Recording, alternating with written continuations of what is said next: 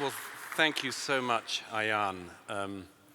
It's such a pleasure being friends with Ayan, a great honor, and it's a great honor to me that you've introduced me here tonight. I'm slightly nervous because I'm not used to friendly crowds. And I think it's a first, so please bear with me if I stutter or lose my train of thought. I'd like to thank Paul Singer, the chairman of the Manhattan Institute, Rehan Salam, the president, and also the great pleasure of being a co-honoree with Ross Perot Jr. It's my view that none of us come into the world fully formed by any means. And I wanted also to take a moment to mention the fact that there are many people in this room here tonight who've helped to form me. And you all know who you are, and I'm not going to name names or hold anyone personally responsible, but I'm also very deeply honored to receive this award because looking at the list of previous honorees, they include so many other people who I credit with part of my intellectual evolution, not least Daniel Patrick Moynihan, William F. Buckley, and Tom Wolfe. But I'd also like, I open my remarks to cite a fellow émigré writer to this city who's no longer with us, but made a huge impression on me, and I know Ayan had the enormous honor of meeting. And that's the great Italian journalist Oriana Fallaci. I mention her because she wrote a great book about the war in Vietnam called Nothing and Our Men. And it starts with one of the best lines that I know in any book. It opens with her niece, her young child niece, asking her a question. The question is, life, what is it, Oriana? And the next sentence is, she says, the next morning, I went to Vietnam to find out. Now, it seems to me that the nature of being a writer is to get to the essence of things, to get to the nature of things, to try to work out life in its totality, whether that's, as I've done recently, writing about the fentanyl epidemic in this country and all of the monstrous things that come from it, or from the many war zones I've reported from. The purpose, I suppose, is to try to get to the truth. And the truth is not just an abstract thing, but specifically a truth about ourselves as human beings. And I suppose in that case, it's inevitable that a writer would be drawn to war, because war is in some ways the ultimate subject, because it shows us, human beings, at our very worst and also at our very best. A couple of years ago, I was reporting from Ukraine with the Ukrainian armed forces as they were taking territory back, briefly, all too briefly, from the Russian advance. I always think of the woman, I wrote about her in my column in the New York Post. I always think of the woman of 28, beautiful blonde woman, who I met at the very front line. It was in the cold of November, and she had given birth to her first child the month before the Russians invaded. And she told me when I said, "What did you do?" She said, "I gave my child to my mother in Kiev, and I haven't seen her since." There's no rotation. There's no rotation. We don't have the luxury of rotation in the army at the moment. I think of all the people I've seen in Iraq, in Ukraine, northern Nigeria, where the Christians are under such terrible and almost ignored persecution, and for many other places.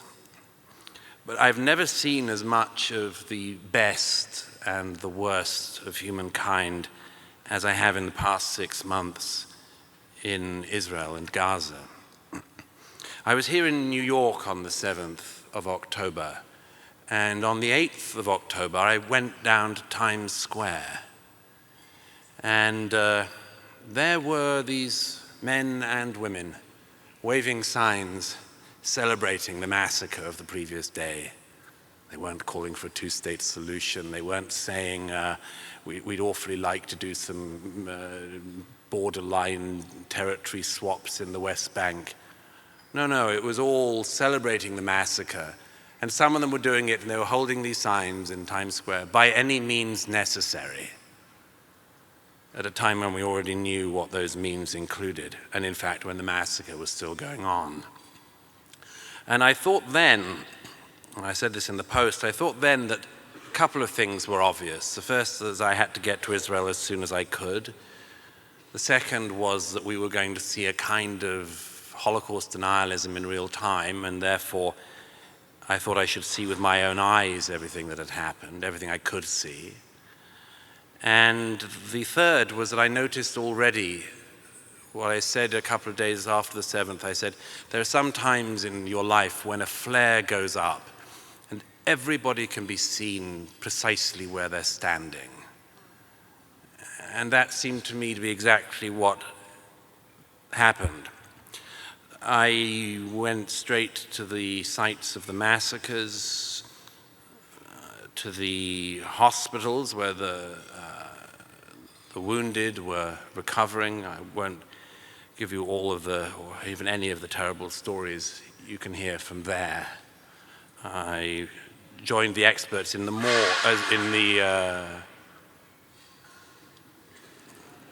I joined the pathologists in the morgues of Tel Aviv as they were trying to identify the dead. An unbelievable task, which they do with extraordinary delicacy and religiosity, actually. I spent a lot of time with the families of the kidnapped and with the survivors of the Nova Party. But I also had the great opportunity to witness firsthand Israel's response, because unlike some countries today, Israel doesn't just sit back with equanimity when it's attacked, much as some of the world would like it to do so. One of the fences that the terrorists broke into on the 7th, and I thought immediately as well after the 7th, people aren't going to realize the scale of this. This was a 4,000-person battalion-sized terrorist attack that aimed to go all the way up the center of the country. I felt rather proud, actually, to go back through that fence with the IDF when they were going into Gaza in search of the hostages. I saw the tunnel networks that Hamas has spent all these years building with your money and mine. I have a friend from the British Army, Colonel Richard Kemp, and one day we were standing underneath one of the tunnels that Sinwar had built, in which he's videoed going through. This is the mastermind of the 7th. And I said to Richard, who like me is a fan of dark humor, I said, this is about the size and width of the London Underground. And he said, yeah, and I hear it's even longer than the London Underground. I had the opportunity to say, and I think it's rather better run.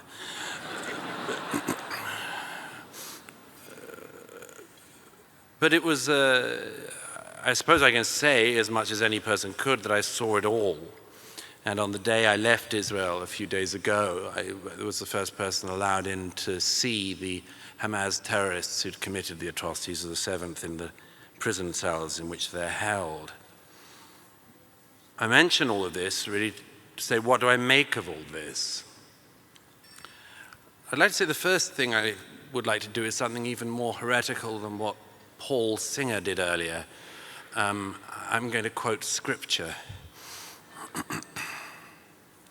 I think often of the line from Deuteronomy, when God says, I've set before you life and death, blessing and cursing, therefore choose life, that you and your descendants might live. And I think also of the psalmist who said, I shall not die, but I shall live. Because when I think of the 7th now, I don't only think of the victims, I think of the extraordinary heroes. And I want to mention them to you above all. There's a young man who's a friend of mine in his 30s. On the morning of the 7th, he woke up in Jerusalem, realized the seriousness of what was going on, got into his car, drove south, collected some guns, left a farewell message to his children and his wife on his phone, got a call from his company commander on the road saying, "You have to come back to base in Jerusalem." And he said, "No, we're needed south now." And his battalion commander said, "Are you defying an order?" He said, "Yes, I'm defying an order. We're needed in the south." And he fought for the next 48 hours, and he survived.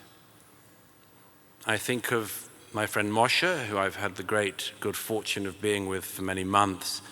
He's now my cameraman, or was from the beginning, and the first day we were together, we donned our battle armor and helmets, and on the Gaza border, and I noted that Moshe had a bullet mark down the top of his helmet, and he hadn't mentioned anything about it. I said, "Where's that from?" And he explained that it was from the 7th. He every Saturday would go down to see a friend of his in Kfar Aza, also in the media, and he drove right into the middle of the firefight on the highway. He got out and he fought, and he killed 3 terrorists with his own gun that he carries with him, thank goodness. And he fought for the next 2 days. And he doesn't expect any applause from it or anything like that. Just did what he had to do. I think of the extraordinary Druze men who provided the food at the party, at the Nova party, and who I met a few months ago, some weeks after the atrocities, and who described to me not just what they'd seen at the party, which the world was already trying to deny, but what they'd done. And they didn't see themselves as heroes at all, but because they could understand Arabic, they saved so many young Jews that morning. And when I said to them, "Why, among other things, did you do it?" They're proud Israelis, they're Druze. They said, "The Hamas hate us even more than they hate the Jews." I think of the Muslim doctor who Hamas held as a human shield at one point in the morning, and who, even after being wounded, saved the lives of other Israelis. I think of the extraordinary people of the United Hatzalah, a sort of first responders unit. They all get an alert on their phone, and they all go off and address a car crash. And I spoke to the head of that organization in Jerusalem. He said, in 30 years of doing this job, the whole 30 years altogether wasn't like 1 minute that morning. The lights just went off everywhere. And I think of a young woman called Adi Baruch. She was 23, and I was with her family in December in Judea and Samaria. She's a beautiful girl, a photographer, and she decided she had to go and re-enlist after the 7th, and she did. Her parents begged her not to, but she said she had to. And she was killed on her first day by a rocket that landed on her in Sderot. But her parents shared with me the note that she'd left for them in case she didn't make it. And in it she said, among other things, how sorry she was. But she said, "I wanted to live life, and now I want you to live it for me." I think, finally, of the extraordinary evening in November last year. I was at the Schneider Children's Hospital when the helicopters came, returning the first hostages, the first children who Hamas had stolen from their homes in the south. And we'd been waiting for them for 2 days. There were 2 days of thwarted exchanges where Hamas deliberately eked it out, more and more torture for the families. But when the helicopters emerged, there were 2 of them, and they emerged in the night sky, and the people of Tel Aviv realized what was happening, and every car stopped. I was standing right on the top of the hospital. Every single car in Tel Aviv stopped. And suddenly I noticed there was applause from the citizens, the Tel Avivians. And then there was singing all the way through the streets of Tel Aviv. And I said to my cameraman, what are they singing? And they were singing a song, Hevenu Shalom Aleichem, we brought you peace. And I learned afterwards that, speaking to the helicopter commander, that there was such intense competition among the helicopter pilots to have the good fortune, the honor of returning these children home. Now, there's millions of stories like this across Israel, absolutely millions. The country rings with them, it resounds with them. And it makes me think a lot about home, my home here in America, my home in the UK. There have been polls over the last couple of years asking Americans and British people, what would you do if your country was invaded? And a couple of years ago when Ukraine was invaded, there was a poll here in the US, and it found that I don't want to make a partisan point, but let me risk it. You might guess. It turned out that a minority of Democrat voters said they would stay and fight for their country. A slight majority of Republican voters said they would. But it ended up with only 52% of the American public saying that they would stay and fight. I assume the rest would hot-foot it to Canada, assuming that Canada wasn't the one invading, which is one of the very few things in geopolitics I like to hold. But when I looked at those polls, in the UK, there was an even worse one a few months ago. The pollsters asked young British people when the Defence Secretary said that there's a possibility we might have to have enlistment in the UK for young people. A mere 27% of young people said they would be willing to be enlisted to fight for their country. These, I don't need to tell you, are not good results. And they bring a whole set of questions beneath them. Some of which I wrote about in my last book. I mean, it doesn't surprise me at any rate that a lot of young Americans wouldn't be willing to fight for their country if they've been told from the cradle that their country was rotten from birth and had nothing going for it other than slavery, colonialism, and everything else. You've really got to miseducate Americans into this kind of self-loathing.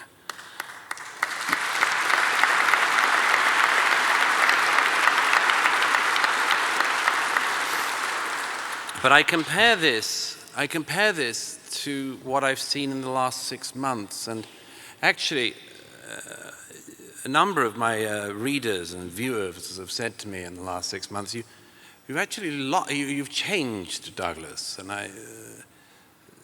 I sometimes ask them what it is they think, and they said, you've lost some of your pessimism. And I've said to them, that there's a reason for that.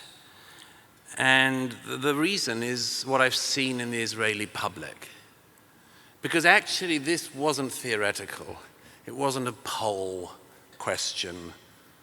It wasn't some dolts on an American campus cosplaying being terrorists for the day. Their pathetic attempts to, what's the latest one? They're now in LA, they're doing call to prayers. There's a guy in New York who's got a belly button and a crop top, and at the beginning of this academic year, he was on camera calling for climate emergency, and now he's for Hamas. And I suppose he's queers for Palestine, and chickens for KFC and all that.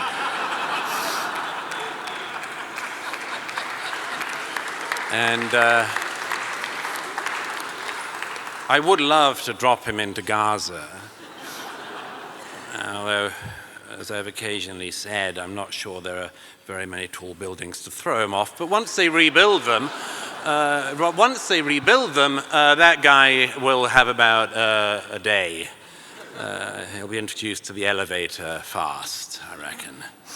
One of the great things about Israel at the moment is, my friend Barry Weiss said when she arrived in February, she said, isn't it wonderful to be in a country where nobody gives a damn about woke? I said, it's so true. Nobody bothers about pronouns. Life is too serious.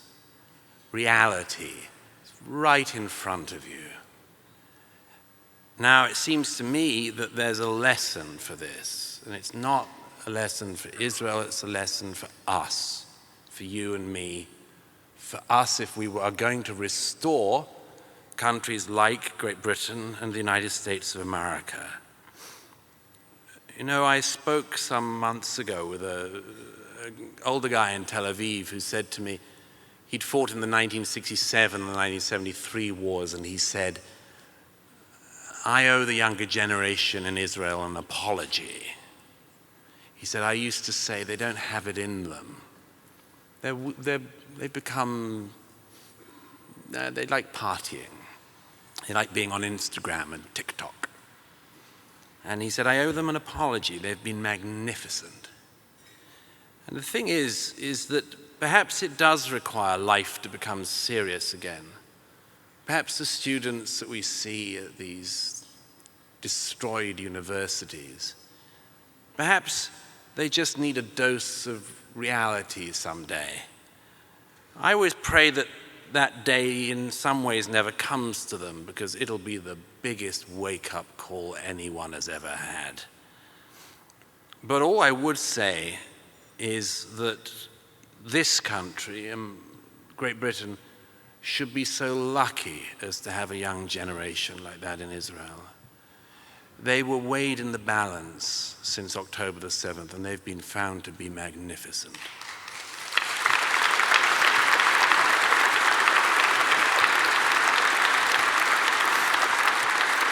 And so what I wanted to say was, really, in closing, is that question, I suppose, of Oriana Fallaci's. I wonder what I've learned about life. And I'm going to give you, I'm afraid, a circular definition. That life has to be fought for, and it has to be cherished. And that what Israel has been up against is not just a people of death, but a cult of death. A cult which wishes to annihilate an entire race, and which, after dealing with that race, has made very clear what it wants to do with Christians, everyone in Britain, everyone in America, and everyone else next. They don't hide it at all. And we're merely stupid in not believing them. And I suppose for those people in America who don't believe them, I'd say, slumber on as long as you can. I wanted, therefore, just to say, I want to thank the Manhattan Institute and you for this deep honor, but I want to dedicate it to the people of Israel of all ages, who in the face of absolute death cults, in the face of people who most people in this country have no idea of, can't imagine what these people are capable of. I want to dedicate my acceptance of this award to the people of Israel who in the face of death choose life. Thank you.